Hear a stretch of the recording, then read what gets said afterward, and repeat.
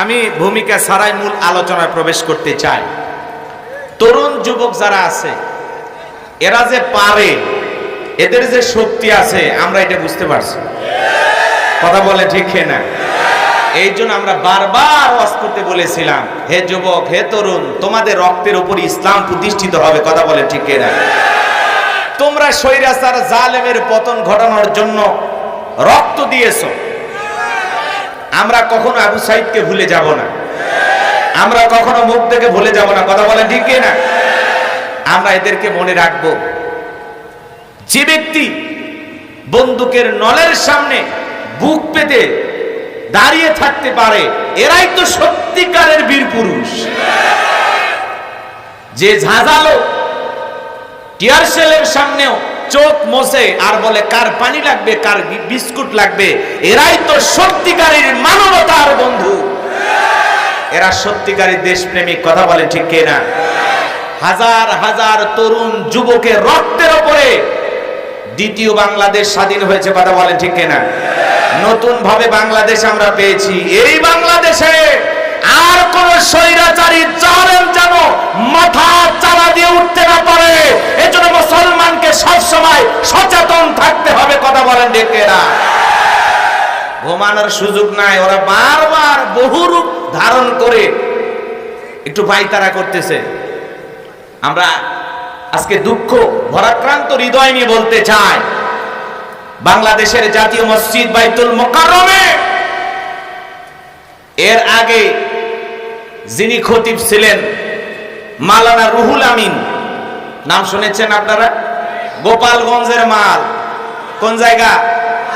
এই গোপালগঞ্জের হুজুর এই মসজিদে দাঁড়িয়ে আল্লাহর গোলামি করে নাই, দলের গোলামি করেছিল। যতটা না ওই মসজিদে দাঁড়িয়ে আল্লাহর প্রশংসা করেছে, তার চাইতে বেশি তার নেতার নেত্রীর প্রশংসা করেছিল। আজকে সেই সরকারের পতন হওয়ার পরে, ওই 5 তারিখের পরে এই মসজিদের ইমাম সাহেব সে নিজেও পালিয়ে গেছিল, আত্মগোপনে ছিল। তার চেহারা টর্চ লাইট মেরে খুঁজে পাওয়া যায় নাই। আবার আজকে কিছু পোলাপান নিয়ে, গোপালগঞ্জ থেকে কিছু পোলাপান নিয়ে আইসা আমাদের পবিত্র মসজিদ বাইতুল মুকাররম জাতীয় মসজিদে কিছু সাঙ্গপাঙ্গ গুন্ডা চালা চামুন্ডা নিয়ে আইসা একটা অপ্রীতিকর ঘটনা ঘটাইছে, একটা অনাকাঙ্ক্ষিত ঘটনা ঘটাইছে। আল্লাহ ঘর মসজিদকে রক্তাক্ত করেছে এই খতিব নামের একজন বেয়াদব। কথা বলেন ঠিক না? আমরা তার চূড়ান্ত শাস্তি চাই। আল্লাহর ঘর মসজিদ নিয়ে ষড়যন্ত্র করেছে, জোর করে খতিবগিরি করবা, জোর করে ইমামতি করবা। সরকারের গোলামি করেছিল, আল্লাহর গোলামি করে নাই। ওই মসজিদের মেম্বারে দাঁড়িয়ে যদি রাসূল আকরাম সাল্লাল্লাহু আলাইহি ওয়াসাল্লামের আদর্শকে বাস্তবায়ন করার জন্য কথা বলতো, হক কথা বলতো, দেশ ও জাতিকে রক্ষা করার জন্য সুন্দর আলোচনা রাখতো, পুরো দেশের মানুষ তাকে মাথায় তুলিয়ে রাখত। আলহামদুলিল্লাহি রাব্বিল আলামিন। আপনাদের দোয়ায়, আল্লাহ পাকের দয়ায় আলহামদুলিল্লাহ। এর আগেও 2-1টি প্রোগ্রামে মনে হয় আপনারা আমার আলোচনা শুনেছেন। কোথাও কি আলোচনা শোনা হয়েছে? কোথায় শুনছেন? মোবাইলে না, সরাসরি? কোথায়? ভারইমারি। ওই জায়গায় কোন সূরা থেকে ওয়াজ করছিলাম? সূরার নাম মনে আছে? একটু মনে নাই? ও কারেন্ট চলে গেছিল, এটা মনে আছে। মাশাআল্লাহ, ভালো, একটা মনে রাখছেন। তো যে ভাইরা দাঁড়িয়ে আছেন যদি একটু বসতেন।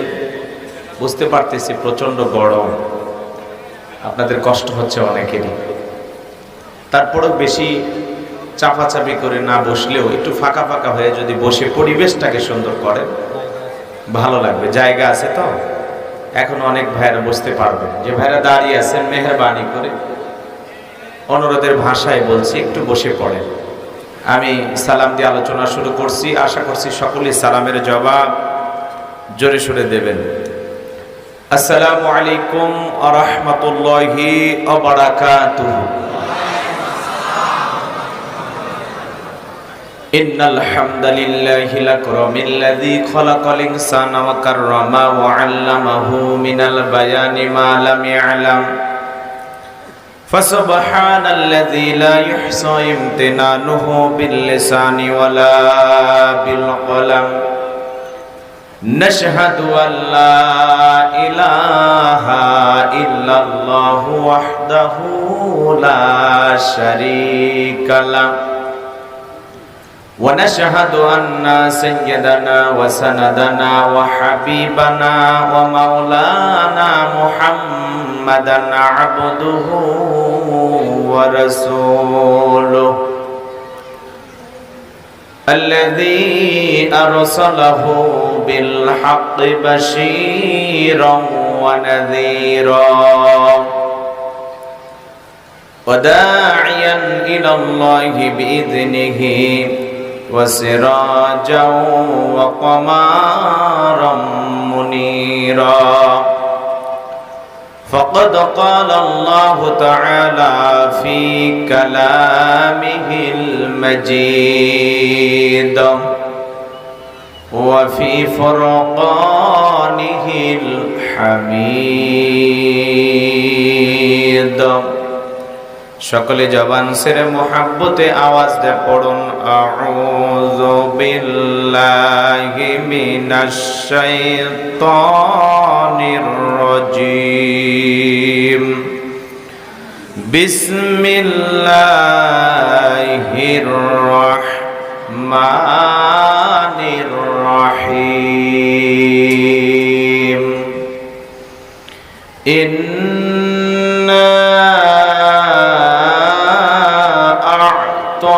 أعطيناك الكوثر فصل لربك وانحر إن شانئك هو الأبتر صدقت يا رب العالمين وعن أبي هريرة رضي الله تعالى عنه قال قال رسول الله صلى الله عليه وسلم الدنيا سجن المؤمن وجنة الكافر رواه مسلم وقال تعالى في شان حبيبي إن الله وملائكته يصلون على النبي يا أيها الذين آمنوا صلوا عليه وسلموا تسليما شكل درود إبراهيم পড়ুন اللهم صل على محمد وعلى آل محمد كما صليت على إبراهيم وعلى آل إبراهيم إنك حميد مجيد اللهم بارك على محمد وعلى آل محمد كما باركت على إبراهيم وعلى آل إبراهيم إنك حميد مجيد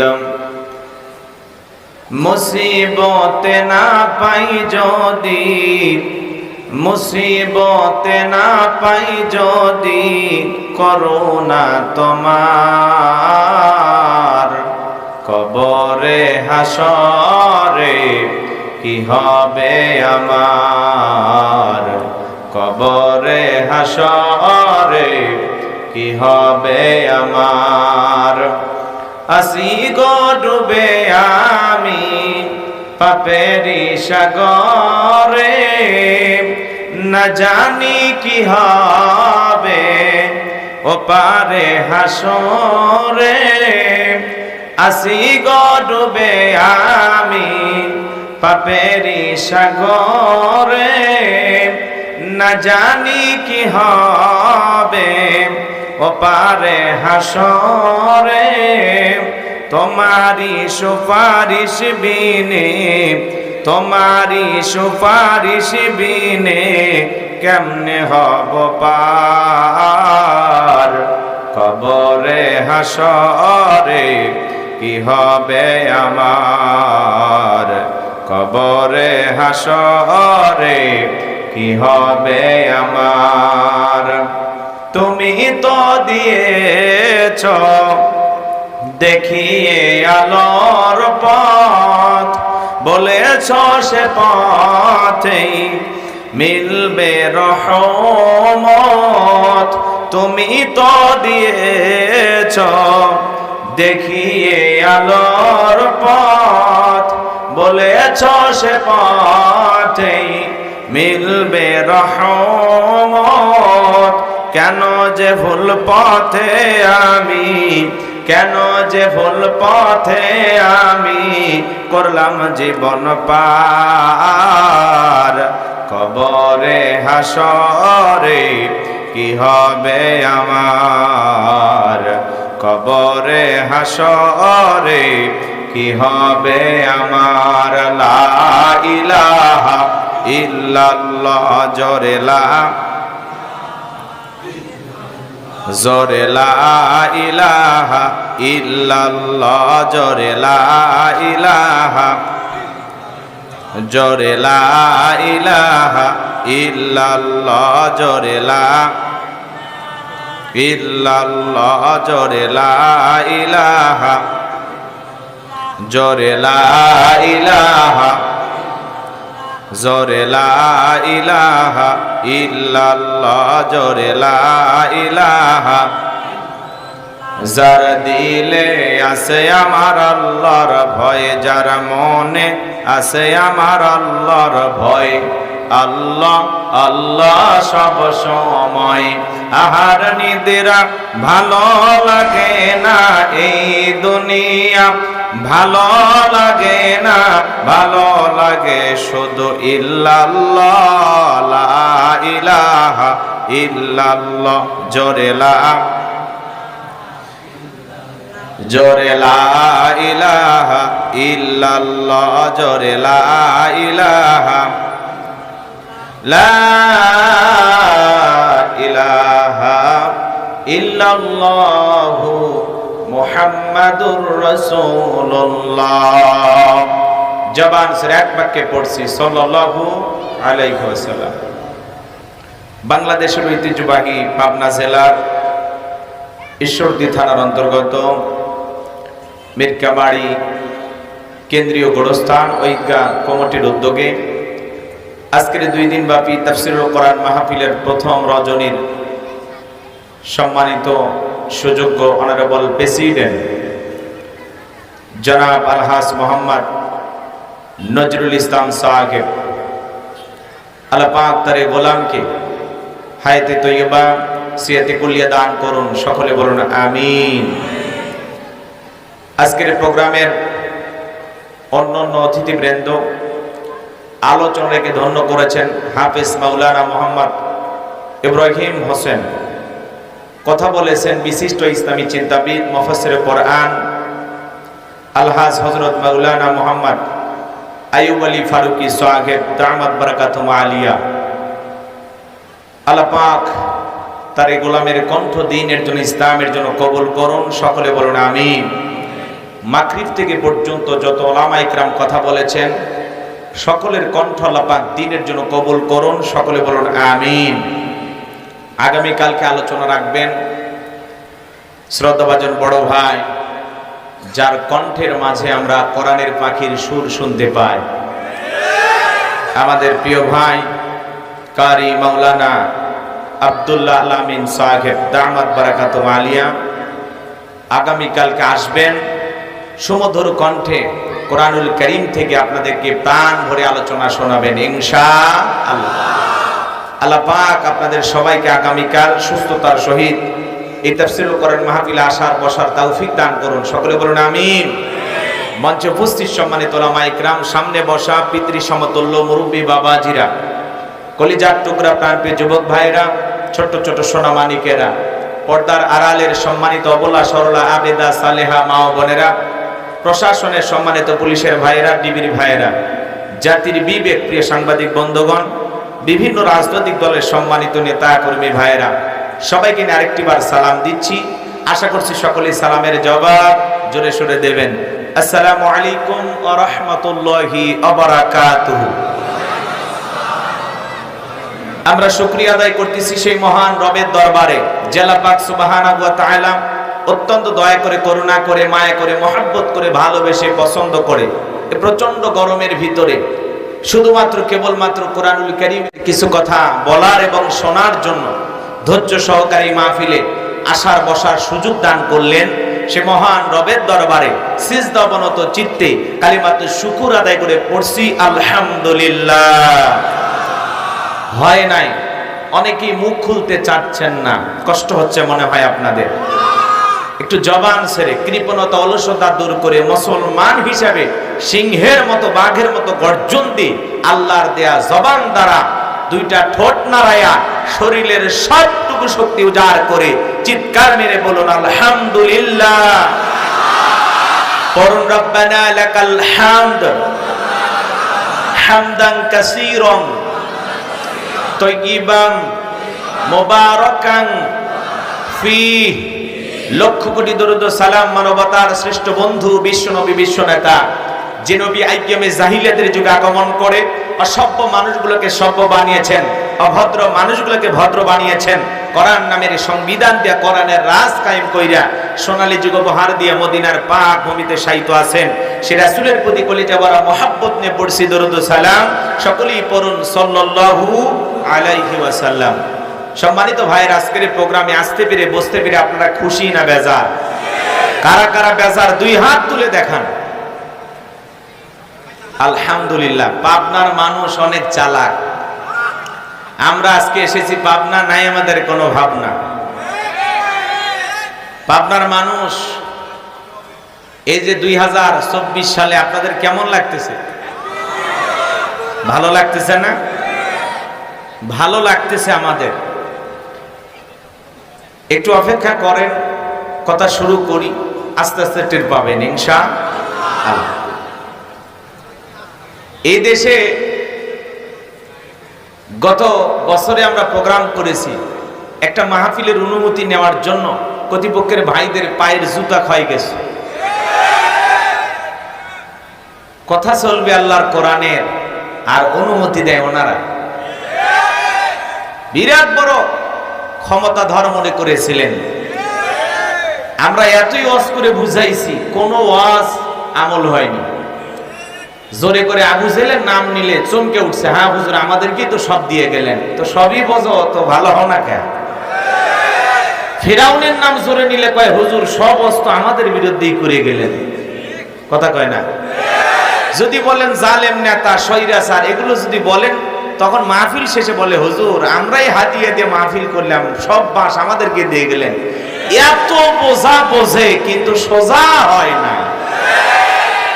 পরিশেষে এমন সোজা হওয়া হইছে, আহারে দেশে আর জায়গাই হলো না। কেউ কেউ গর্তে লুগায়, মাঝে মাঝে ফেসবুকে উকি মারে, আবার হারিয়ে যায়।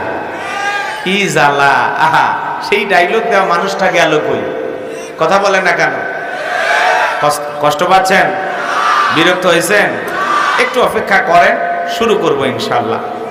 শুরু করতে দেন, এখন তো আর কোনো ভয় নাই, আছে? এরকম পরিবেশেও যদি আপনি আমি ভয় পাই, তাহলে আপনার আমার চাইতে ভীতু কাপুরুষ আর কেউ নাই। ভয় পাওয়ার সুযোগ নাই। এর আগেও শক্তি সাহস ছিল, একটু ভয় পাইতাম, আবার পিছে আসতাম, সামনে যাইতাম। এখন কি আর পিছে যাওয়ার সুযোগ আছে? সামনে আগে যাবেন, কে বাড়ি খেয়ে কোন দিক পড়ে যাবে কোনো টেনশন। পুরুষ হয়ে থাকলে পুরুষের মতো আওয়াজ দেবেন, সব জায়গায় গরম দেখাবেন। এর আগে বইয়ের কাছে পর্যন্ত বড় কথা বলা যাইতো না, তাই বেশি কথা বলবা না, ওপরে মা বোন ক্ষমতায়, ঘরে পর্যন্ত অশান্তি। এখন আর কি বলতে পারবে? ওরাও এখন ঠান্ডা হয়ে গেছে, অনেক পরিবার এখন ঠান্ডা হয়ে গেছে। কথা কোন ঠিক কিনা? একটু অপেক্ষা করেন, মা বোনেরা আছে না নাই? মা বোনদের জন্য স্পেশাল আলোচনা আছে ইনশাআল্লাহ। আজকের মাহফিলে আসতে পেরে বসতে পেরে কারা কারা খুশি মুখে নিয়ে হাসি আওয়াজ দেবে বেশি আল্লাহ নামের এমন একটি স্লোগান দেবেন, এলাকায় যদি কোনো ইসলাম বিরোধী উই পোকা, সার পোকা, তেলা পোকা থাকে, ওদের কলিজায় যেন কম্পন সৃষ্টি হয় এমন আওয়াজ তুলতে রাজি আছেন যারা? বীর মুসলমানের মতো দুটি হাত টান টান করে তুলে দেখান তো তারা। লিল্লাহে তাকবীর, লিল্লাহে তাকবীর। আল কোরআনের আলো, আল হাদিসের আলো, দুনিয়ার মুসলিম, সারা বিশ্বের মুসলিম। আমার নেতা তোমার নেতা, আমার নেতা তোমার নেতা। লিল্লাহে তাকবীর। আল কোরআনের আলো, আল হাদিসের আলো, দুর্নীতির আলো। হাত নামা। দুর্নীতির আলো জ্বালানো যাবে না, ঝোঁকে তালে হয়ে গেছে, তাই না? তো ঠিক আছে, ভুল মানুষেরই হয়, কিন্তু অনেকে ভুল করে ভুল স্বীকার করে, অনেকে ভুল করেও তাকাব্বারি করে। কথা কোন ঠিক কিনা? আর এই যারা ভুল করে ভুল স্বীকার করে না, এদের জীবনের 12টা বাজায় দেয় কি? যে এমন জায়গায় এমন ভাবে সে আঁকে, ওখান থেকে আর বেরোনোর কোনো সুযোগ থাকে? কষ্ট হচ্ছে আপনাদের? আমি ভূমিকা ছাড়াই মূল আলোচনায় প্রবেশ করতে চাই। তরুণ যুবক যারা আছে, এরা যে পারে, এদের যে শক্তি আছে, আমরা এটা বুঝতে পারছি। কথা বলে ঠিক না? এই জন্য আমরা বারবার ওয়াজ করতে বলেছিলাম, হে যুবক, হে তরুণ, তোমাদের রক্তের উপর ইসলাম প্রতিষ্ঠিত হবে। কথা বলে ঠিক না? তোমরা স্বৈরাচার জালেমের পতন ঘটানোর জন্য রক্ত দিয়েছো। আমরা কখনো আবু সাইদকে ভুলে যাব না, আমরা কখনো মুখ থেকে ভুলে যাব না। কথা বলেন ঠিক না? আমরা এদেরকে মনে রাখবো। যে ব্যক্তি বন্দুকের নলের সামনে বুক পেতে দাঁড়িয়ে থাকতে পারে, এরাই তো সত্যিকারের বীর পুরুষ। যে ঝাঁঝালো টিয়ার সেলের সামনেও চোখ মোছে আর বলে কার পানি লাগবে, কার বিস্কুট লাগবে, এরাই তো সত্যিকারের মানবতার বন্ধু, এরা সত্যিকারের দেশপ্রেমিক। কথা বলে ঠিক কিনা? হাজার হাজার তরুণ যুবকের রক্তের উপরে দ্বিতীয় বাংলাদেশ স্বাধীন হয়েছে। কথা বলে ঠিক কিনা? নতুন ভাবে বাংলাদেশ আমরা পেয়েছি। এই বাংলাদেশে আর কোন স্বৈরাচারী জালেম যেন মাথা চালা দিয়ে উঠতে না পারে, এজন্য মুসলমানকে সবসময় সচেতন থাকতে হবে। কথা বলেন ঠিক কিনা? ঘুমানোর সুযোগ নাই, ওরা বারবার বহু রূপ ধারণ করে একটু পায়তারা করতেছে। আমরা আজকে দুঃখ ভরাক্রান্ত হৃদয় নিয়ে বলতে চাই, বাংলাদেশের জাতীয় মসজিদ বাইতুল মোকাররমে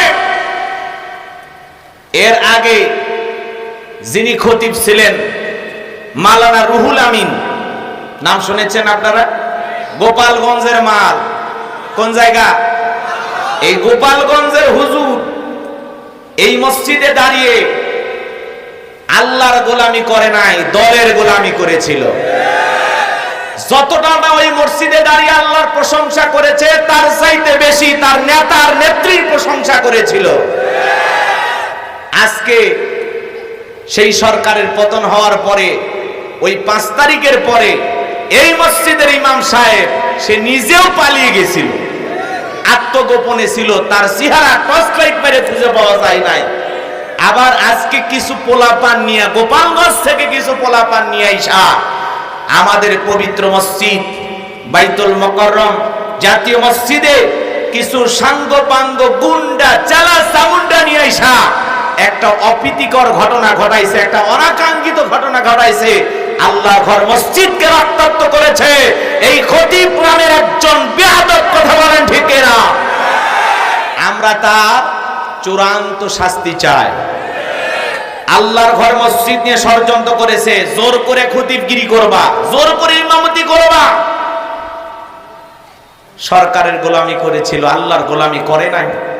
ওই মসজিদের মেম্বারে দাঁড়িয়ে যদি রাসূল আকরাম সাল্লাল্লাহু আলাইহি সাল্লামের আদর্শকে বাস্তবায়ন করার জন্য কথা বলতো, হক কথা বলতো, দেশ ও জাতিকে রক্ষা করার জন্য সুন্দর আলোচনা রাখতো, পুরো দেশের মানুষ তাকে মাথায় তুলিয়ে রাখতো। টাকা ঘুষ দিয়ে খতিব হইতো এরা, কথা বলেন না কেন? টাকা ঘুষ দিয়া খতিব হইতো। বাইতুল মোকাররমের আজকে যে অনাকাঙ্ক্ষিত ঘটনা ঘটেছে, বহু মুসল্লি রক্তাক্ত হয়েছে।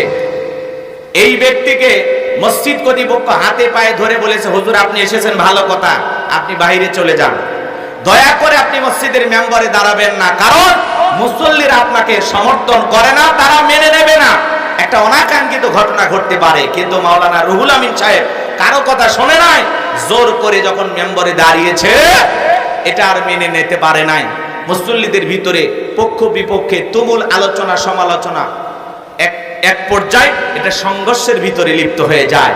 এই জন্য আমরা বলতে চাই, যে ব্যক্তির কারণে বাইতুল মোকাররম আজকে রক্তাক্ত হয়েছে, সেই ইমাম সহ যারা এই ঘটনায় জড়িত, এদের শাস্তির দাবি কারা কারা চান? দুই হাত তুলে আল্লাহকে দেখান। লিল্লাহি তাকবীর। আমরা চাই বাংলাদেশের প্রত্যেকটা মসজিদের মেম্বার থেকে কোরআন সুন্নাহর আদর্শের কথা বের হবে, আল্লাহর কোরআন এই জমিনে বাস্তবায়ন করা হবে, সেই কথা বের হবে। কথা বলেন ঠিক কিনা? প্রত্যেকটা মসজিদের মেম্বার থেকে আল্লাহর জমিনে আল্লাহর দ্বীনকে বাস্তবায়ন করতে হবে, কোরআনের বিজয় চেয়ে দোয়া করতে হবে। কথা বলেন ঠিক কিনা? একজন আলেমের নামে দোয়া করার সাহস পাইতো না এরা, আর এই দেশের বিভিন্ন নেতার নামে দোয়া করতে করতে এমন জায়গায় নিয়ে যায়, কেউ দোয়া করে জান্নাতে দেয়, আবার কেউ কয় আল্লাহ জাহান্নামের সর্বোচ্চ জায়গায় স্থান দাও। জোরে কোন সুবহানাল্লাহ। দোয়া শোনেন নাই তো? বেশি যদি তেল মারতে যায় তাহলে তো ভুলভাল হবে। কথা বলেন না কেন ভাই? তো এই জন্য আল্লাহ পাক যেন এই সমস্ত দালাল আলেমদের হাত থেকে এদেশের মানুষদেরকে আল্লাহ হেফাজত করে। জোরে বলেন আমিন। আর জোরে বলেন আমিন।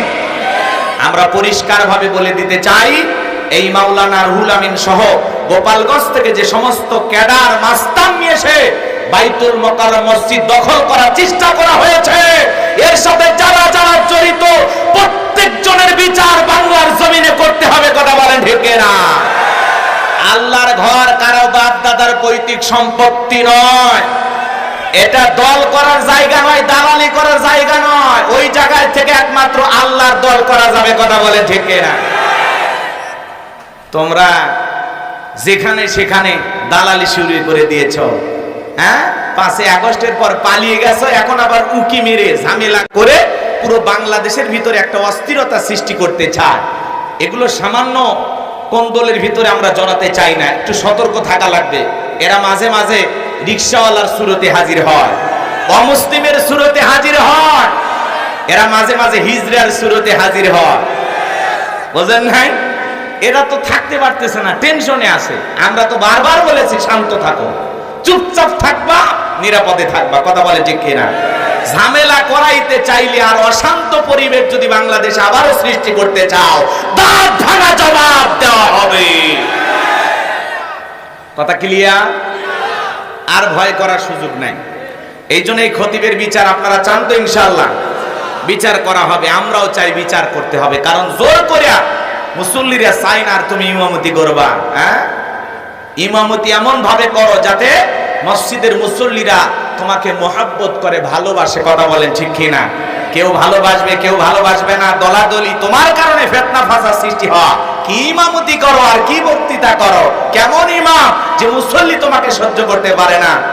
এই জন্য এই সমস্ত ইমামদের বিচার হওয়ার দরকার আছে না নাই?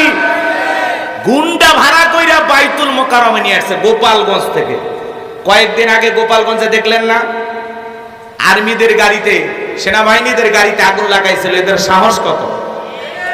আগুন লাগাইছিল দিনের বেলায়, রাতের বেলায় কিছুগুলোকে পিটাইয়া এমন ভাবে পেছনে পিটান শুরু করছে, আব্বা ডাকছে, আব্বা আব্বা আব্বা সাইরে দাও। কথা কোন ঠিক কিনা? এদের মনে হয় মার কম হয়েছে। এই জন্য আমরা বলতে চাই, সাবধান হন। মসজিদ বিশৃঙ্খলা জায়গা নয়, এটা আল্লাহর ঘর, এটা ইবাদতের স্থান। আল্লাহর ঘরে কোনো বেয়াদবি চলবে।